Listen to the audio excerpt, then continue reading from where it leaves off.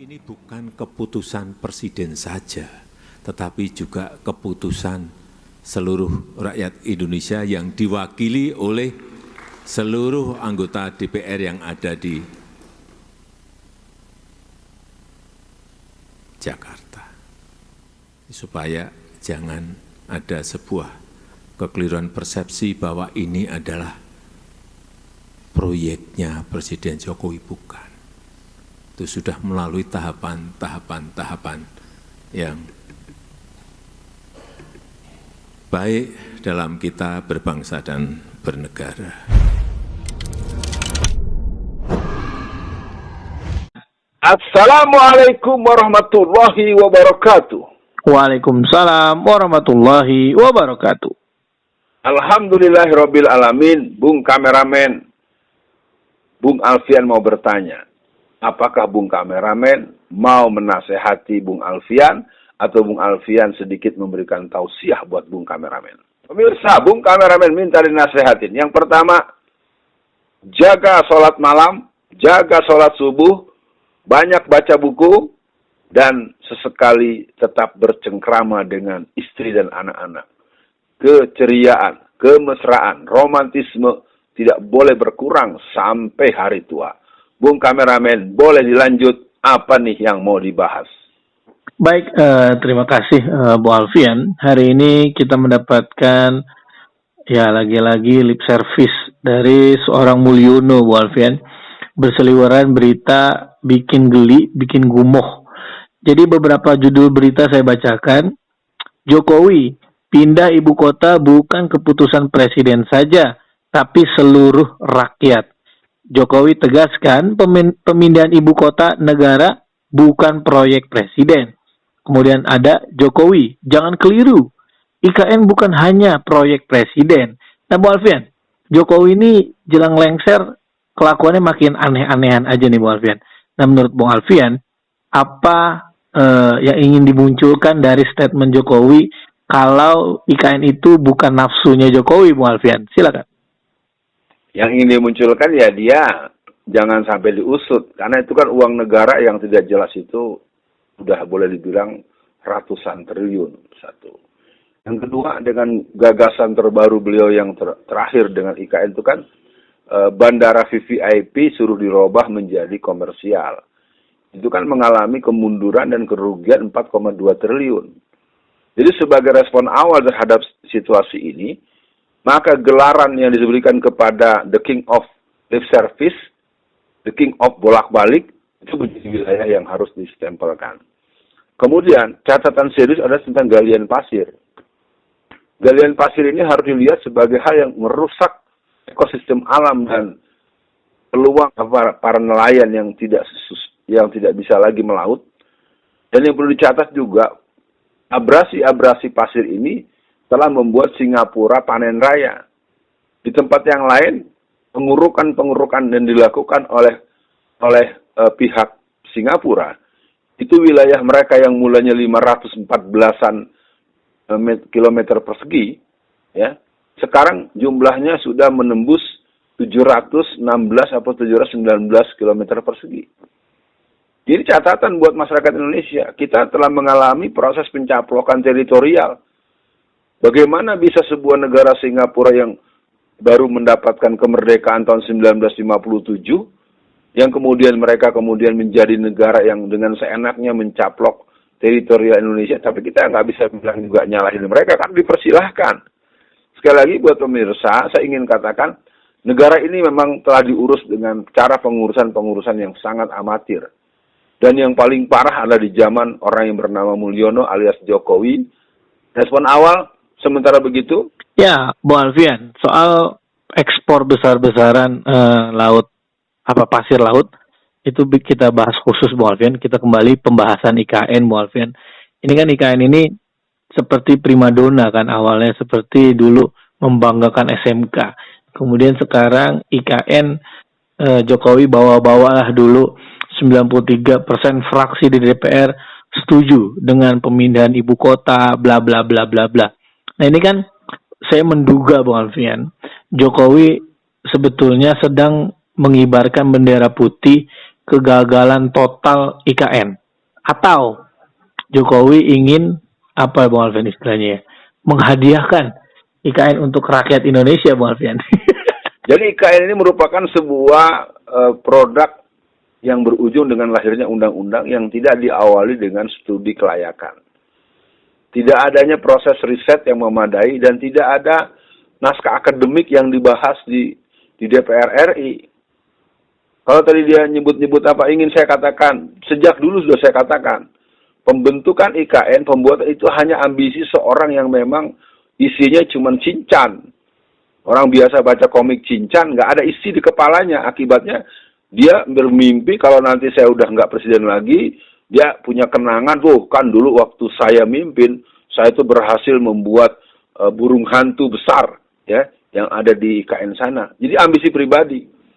93% DPR itu mencoblos atau mendukung atau memberikan pendukungan penuh, ya karena diancam.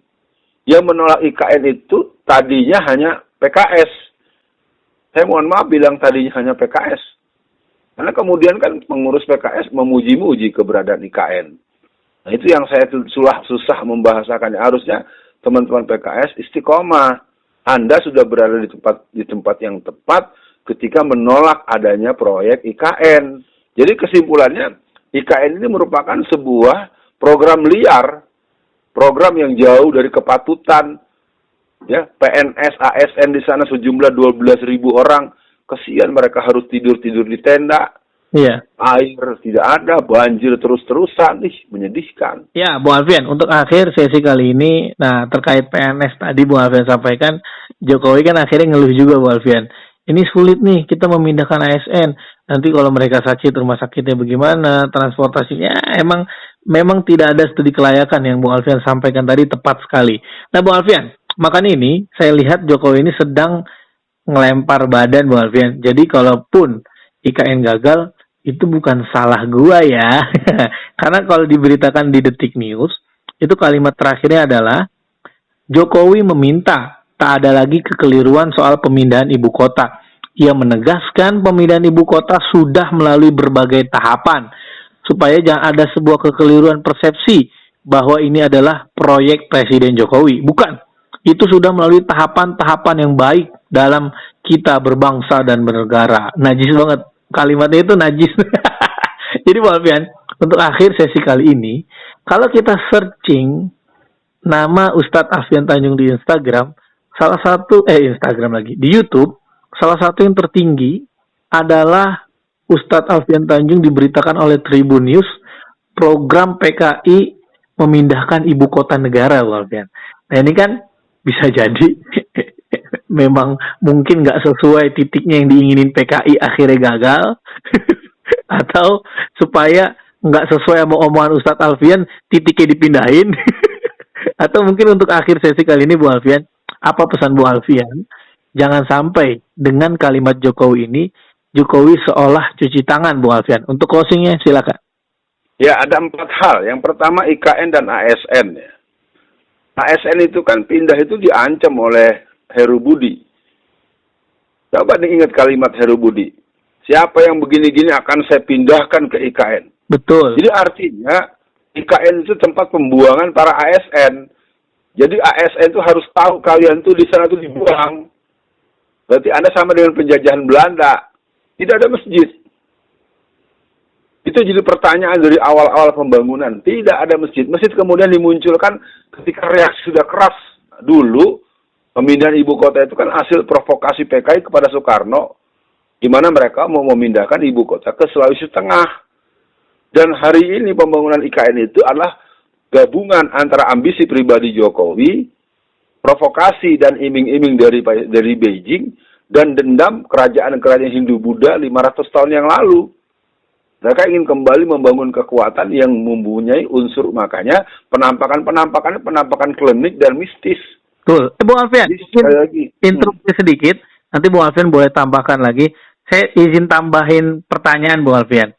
Ya, boleh. Karena mendengar jawaban Bu Alfian tadi. Jadi kan Masjid IKN itu telan biayanya 940 miliar Bu Alfian. Kapasitasnya itu hanya setengah dari Istiqlal.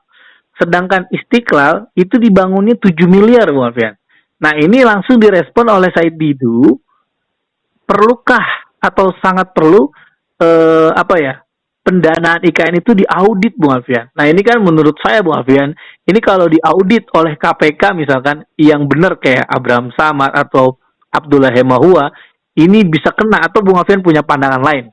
Lanjut, Bung Alfian. Ya, saya kembali soal masjid. Masjid memang dibangun kemudiannya. Kembali soal tadi, audit harus diaudit, bukan hanya itu.